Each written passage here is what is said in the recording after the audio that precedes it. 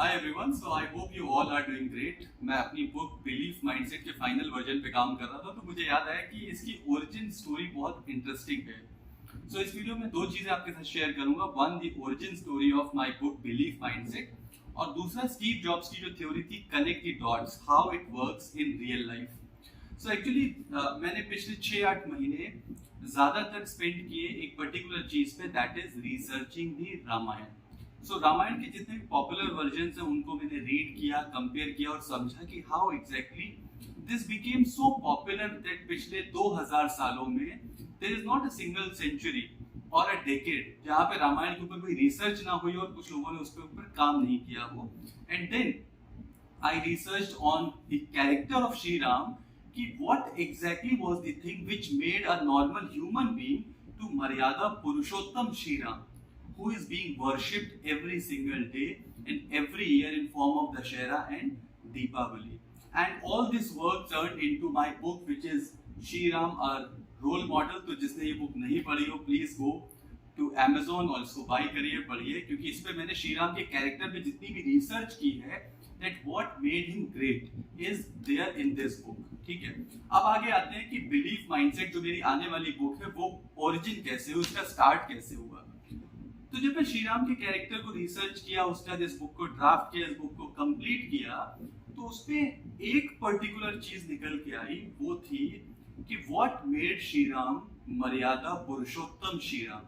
And when I say Maryada Purushottam Shri Ram, that means जिन भगवान श्री राम की हम पूजा करते हैं या भगवान श्री राम, सो राम से भगवान राम बनने का सफर. और उसमें मुझे एक चीज समझ आई कि पर्टिकुलर कैरेक्टरिस्टिक उनका जो था, जिसने उन्हें सबसे ज्यादा हेल्प किया, वो था उनका बिलीफ माइंडसेट. अब ये कैसे, ठीक है, तो पहले ये बताऊंगा, फिर आपको बताऊंगा कनेक्ट द डॉट्स कि एग्जैक्टली ये हुआ क्या. तो बिलीफ माइंडसेट मुझे समझ आया, कैसे समझ आया कि मैंने देखा जब वो बच्चे थे तब जो है वो जंगल में गए, उन्होंने बड़े बड़े उस टाइम के जो असुर थे उनको मारा. एक 14-15 साल का बालक उस टाइम के बड़े बड़े जो सुबाहु और मारीच जैसे असुर थे उनको मारता है. क्यों? क्योंकि उसे बिलीफ था कि मैं ये कर सकता हूं.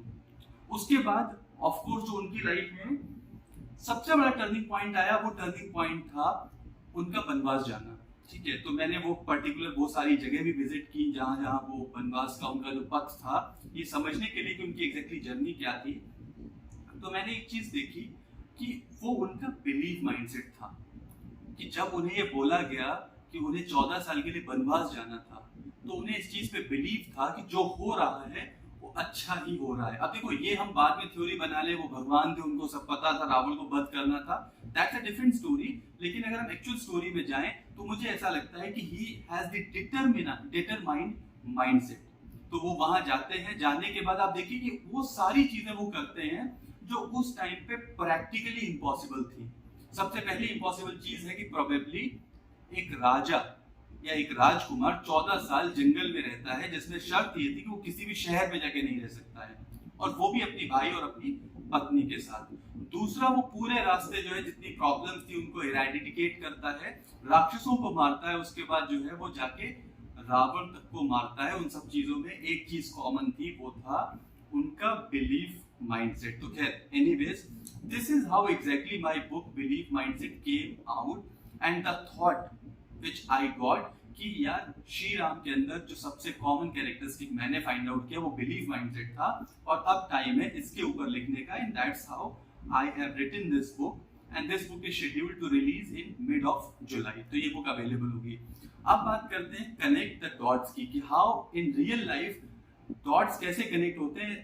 स्टीव जॉब्स ने अपनी 2006 स्टैनफोर्ड की स्पीच में ये फेमस स्पीच दी थी, connect the dots, and he said that dots are always connected backwards. मुझे अपनी लाइफ में कभी नहीं पता था कि मैं श्री राम के ऊपर ऐसी कोई रिसर्च करूंगा, ना ही कभी ये प्लान में था. मैं आराम से अपनी जॉब कर रहा था, जॉब चल रही थी, सारी चीजें, लाइफ बहुत नॉर्मल चल रही थी. बट कोविड ब्रेकडाउन ने हमें अपने अंदर झांकने का टाइम दिया, राइट. एंड यहाँ से स्पिरिचुअली मैं हमेशा से कनेक्टेड था, योगा से, एज अ प्रैक्टिसिंग हिंदू मैं अपने बिलीफ सिस्टम से हमेशा कनेक्टेड था.